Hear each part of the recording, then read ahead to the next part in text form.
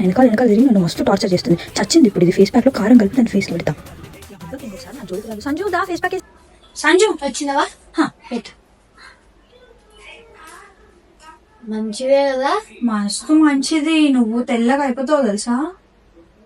చల్లగుంది. చల్లగా ఉంటది కొంతసేపు. ఫ్రిడ్జ్ లోంచి తీసా కదా పెరుగు పాలు అవన్నీ, అందుకే. ఇంతసేపు పడుతుంది? ఒక 2 hours. 2 hours లో రిజల్ట్ కనిపిస్తుందా? మస్తు. నువ్వు రెడ్ అవుతావు.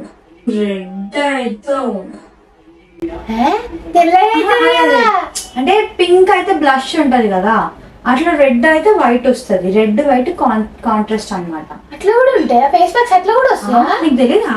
నేను ఎప్పుడు వాడలే అట్లాంటి ఫేస్ ప్యాక్. ఇంత పెద్దదాని అయినావు కదా, అందుకే అక్కని అడగాలి. నువ్వు పెట్టుకోవా?